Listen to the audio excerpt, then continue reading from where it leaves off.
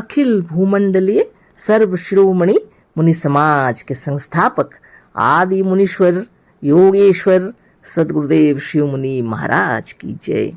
उपस्थित मुनि वृंद, साधु सज्जन वृंद, संत वृंद, साधक वृंद, आध्यात्म ज्ञान के जिज्ञासु और प्रेमियों, सभी श्रोता वृंद, आप सभी को मेरा कोटिशः नमन, सप्रेम जय जीव।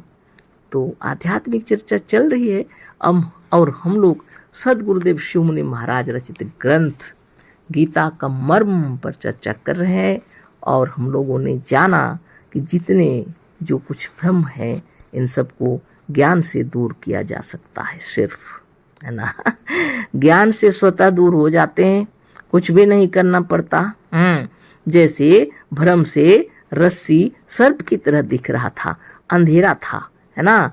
प्रकाश पड़ते ही हमें दिख गया कि अरे यह तो सर्प नहीं है, रस्सी है, तो भय भी खत्म हो गया, ना लाठी चलाना पड़ा, कुछ भी नहीं, है ना। उसी तरह जितने भी हैं मजहबी, पाप पुण्य, ईश्वर और स्वर्ग नरक सब कल्पना मात्र और भ्रम मात्र होते हैं, है ना। होते भ्रम मात्र न होते तो ज्ञान होते यह सब नष्ट ना हो जाते। जहाँ कहीं यह जीव फंसा है वहाँ इसका अपना ही अज्ञान कारण है, वह चाहे देवी देवता हो, मजहबी कृत्य होते हैं न, यज्ञ हवन पूजन व्रत उपवास, जितना तरह तरह के कर्मकांड, है ना, ये सब कुछ भी जितना जो हो रहा है अज्ञान है। ईश्वर हो या सांसारिक विषय हो, ज्ञान होने पर यह सबसे मुक्त हो जाता है। मजहबी पाप पुण्य की कल्पना नितांत झूठी न होती तो गीता में निम्नलिखित श्लोक न कहे जाते। देखिए गीता में लिखा है, अपि चेदसि पापेभ्य सर्वेभ्य पाप कृततमः सर्व ज्ञान पल्लवेनैव वृत्तिनं संतरिष्यसि। गीता अध्याय 4:36 श्लोक, है ना। अर्थ है, चाहे तो सब पापियों में भी बहुत अधिक पाप करने वाला है तो भी ज्ञान रूपी नौका द्वारा निश्चित रूप से सब पापों को तर जाएगा। इसलिए आगे भी लिखा है, ना ही ज्ञानेन सदृशं पवित्रामिह विद्यते तत स्वयं योग संसिद्ध कालेनात्मनि विन्दति ना। गीता अध्याय 4 श्लोक 38। अब बहुत बड़ी बात है, इस संसार में ज्ञान के समान मनुष्य को पाप पूत और परम पवित्र करने वाला निश्चित रूप से दूसरा नहीं है। अतः पाप पूत होने के लिए या पवित्र होने के लिए तो व्यर्थ का भजन कीर्तन नाच कूद और तीर्थ यात्रा आदि करते हैं और दूसरों को ऐसा करने के लिए उपदेश देते हैं, वह गीता के अनुसार महा अज्ञानी और मूर्ख है। बहुत बड़ी बात। देखो, यह परम पवित्र ज्ञान काल पाकर अपने आप से ही स्वयं योग सिद्ध करने वाला अपनी आत्मा द्वारा अपनी आत्मा में अनुभव करके पा लेता है। अतः योग का अभ्यास करना अत्यंत आवश्यक है ना।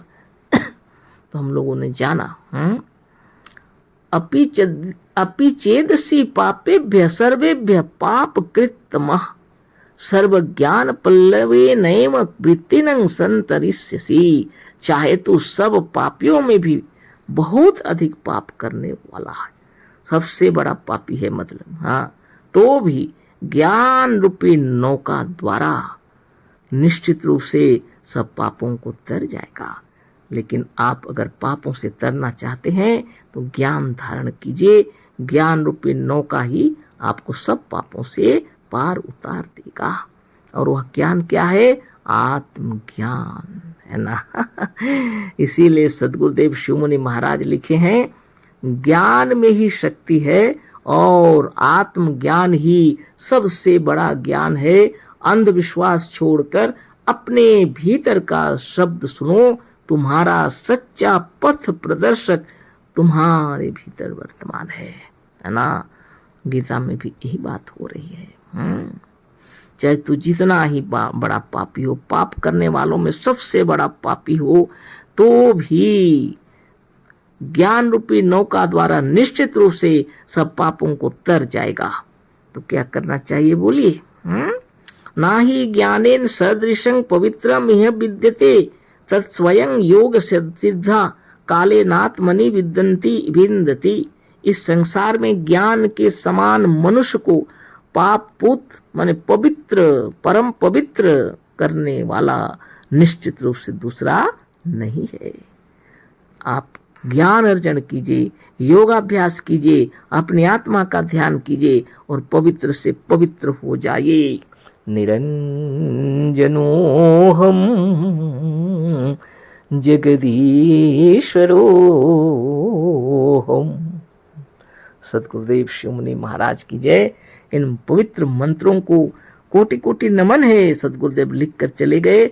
आप ध्यान मगन होते रहिए, इन्हीं को ध्यान करते रहिए, है ना। और क्या, आपको तो स्वतंत्र विचारक बनाए हैं। आप स्वयं विचार कीजिए और ध्यान मगन हो जाइए। संस्कृत में ही बोलेंगे ऐसी बात नहीं है कि हिंदी में ही बोलेंगे ऐसी बात नहीं है।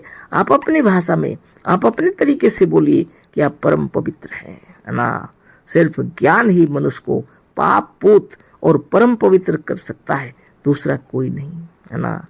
सदगुरु के शब्दों में, इस संसार में ज्ञान के समान मनुष्य को पाप पूत और परम पवित्र करने वाला निश्चित रूप से दूसरा नहीं है। अतः पाप पूत होने के लिए या पवित्र होने के लिए तो व्यर्थ का भजन, कीर्तन, नाच कूद और तीर्थ यात्रा आदि करते हैं और दूसरों को ऐसा करने के लिए उपदेश देते हैं। वह गीता के अनुसार महाअज्ञानी और मूर्ख हैं। आप स्वयं देख लीजिए। देखो, यह परम पवित्र ज्ञान काल पाकर अपने आप से ही स्वयं योग सिद्ध करने वाला अपनी आत्मा द्वारा अपनी आत्मा में अनुभव करके पा लेता है। धीरे धीरे समय बदल रहा है। एक बार के लिए लोग सिर्फ वही सब करते थे। पूजा पाठ में, व्रत उपवास में कितने नियम कानून बनाए थे, है ना। इतने नियम कानून बनाए थे अंध ज्ञान में, है ना, अंधविश्वास में, है ना। ये जात पात बना के रख दिया था। और वो वेद वेदांत नहीं पढ़ सकते हैं, अगर पढ़ेंगे तो वो क्या क्या लिखा हुआ था आप सोचिए। बाप रे बाप, किसके कान में क्या डाल दो, किसके मुंह में गर्म करके, है ना, डाल दो, मारो उनको, इस तरह से बोला जाता था। आज समय बदल गया। कितनी बड़ी बात लिखी हुई है। यह पवित्र आत्मदेव, है ना, एक समय आता है तो स्वयं ही अनुभव करने वाले हो जाते हैं, है ना।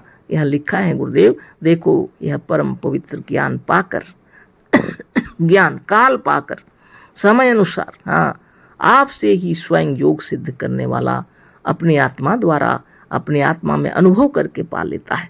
धीरे धीरे अनुभव हो रहा है। आजकल के विद्वान हमारे बाल बच्चे इतने तेजस्वी हैं, सबके बच्चे। आप क्या सोच रहे हैं? आप केवल ज्ञानी हैं और आपके बच्चे नहीं। छड़ी दिखा दिखा के, मारपीट कर करके, है ना, वो लोग को आप इतना अच्छा से पढ़ा रहे हैं सोचते हैं, लेकिन वो इतने तेजस्वी हैं कि आज समय को अपने हाथों में ले लिया उन्होंने, है ना। ये ईश्वर परमेश्वर ये सारी चीज़ों से ऊपर उठ गए बच्चे, है ना। कितनी बड़ी बात है, सोच लीजिए, है ना। ये है आत्मज्ञान। धीरे धीरे समय अनुसार बढ़ रहा है और जितना प्रकार का गड़बड़ हुआ है ना, स्वतः नष्ट हो जाएगा। और सभी परम ज्ञानी आत्मज्ञानी होंगे, है ना। और फिर माता पिता को, गुरुजनों को श्रद्धा करेंगे, क्योंकि हृदय आनंद में विभोर हो जाएगा, है ना। आत्मदृष्टि अंतरात्मा उनको बतला देगी, वाह, ये माँ बाप नहीं होते तो हम इस धरती में कैसे होते, ये गुरुजी नहीं होते तो यह ज्ञान हमें कैसे प्राप्त होता, जिन्होंने यह जपने सिखाया। निरंजनोहम जगदीश्वरोहम, जिन्होंने यह ज्ञान दिया, तुम ब्रह्म हो, साक्षात ब्रह्म, है ना, परमात्मा हो। ऐसे गुरु को कोटि कोटि नमन, है ना। स्वतः हृदय में अपने आप श्रद्धा उत्पन्न होती है, भक्ति से ओतप्रोत हो जाएंगे आप। इसको कुछ बनाना नहीं पड़ता, है ना। ऐसे गुरु को कोटि कोटि नमन है। और आप सभी श्रोता वृंद, आप सभी ब्रह्म ज्ञानी, आप सबको मेरा कोटि कोटि नमन है। ये अंतिम थोड़ा सा लिखा हुआ है, इसको इसमें आज हम लोग पूरा कर देते हैं और गीता का मर्म पूरा हो गया वास्तव में। लेकिन हम लोग को ध्यान और तपस्या द्वारा तल्लीन हो जाना है, स्वयं डूब जाना है अपने में, है ना। और जरा सा है और यह कंप्लीट हो जाएगा, है ना। वेदेषु यज्ञेषु तपस्सु चैव दानेषु यत् पुण्य फलं प्रदिष्टम यत्येषि तत्सर्वविदं मिदं विदित्वा योगी परम स्थानमुपैति चाद्यम। गीता अध्याय 8 और श्लोक 28। वेदों के पढ़ने से, विविध प्रकार के यज्ञों को करने से, अनेक प्रकार के तप और दान आदि कर्मों को करके उसके फल द्वारा जिस पद की प्राप्ति होती है, योगी उन सब पदों के बहुत ही ऊपर योग द्वारा पहुंच जाता है। देखिए, आप खूब ध्यान से पढ़ लीजिए। आप अगर बच्चों के माता पिता हैं तो बच्चों को योग साधन की शिक्षा दीक्षा दीजिए, उच्च कोटि का योग, है ना। यह अखिल भूमंडल सर्व शिरोमणि मुनि समाज के अंतर्गत जो योग सिखलाया जाता है, इसको सिखा दीजिए। सुबह शाम साधन करो और खूब पढ़ाई करो, है ना, जिससे आज जो दुनिया में जितने प्रकार के अज्ञान है सब दूर हो जाएंगे, है ना। स्वतः ही बालक स्वस्थ निरोग सुंदर युवा बलवान होकर के रहेगा और न वह कोई शराब पिएगा, न खैनी खाएगा, न तंबाकू खाएगा, न किसी के साथ युद्ध करेगा, न बुरी वृत्तियों में पड़ेगा, कुछ नहीं करेगा। और ये बच्चे यदि ठीक हो गए तो दुनिया शांत सुंदर हो जाए, है ना। एक जमाना था ऐसा, आज भी बन जाएगा। आज चाहे ज़्यादा टाइम हो जाए फिर भी इसको तो पूरा कर देते हैं हम लोग, है ना। तो कहते हैं वेदों के पढ़ने से, विविध प्रकार के यज्ञों को करने से, अनेक प्रकार के तप से और दान आदि कर्मों को करके उसके फल द्वारा जिस पद की प्राप्ति होती है, योगी उन सब पदों को सब पदों के बहुत ही ऊपर योग द्वारा पहुंच जाता है। जब यही सर्वोच्च पद है तो उस अवश्य प्राप्त करना चाहिए।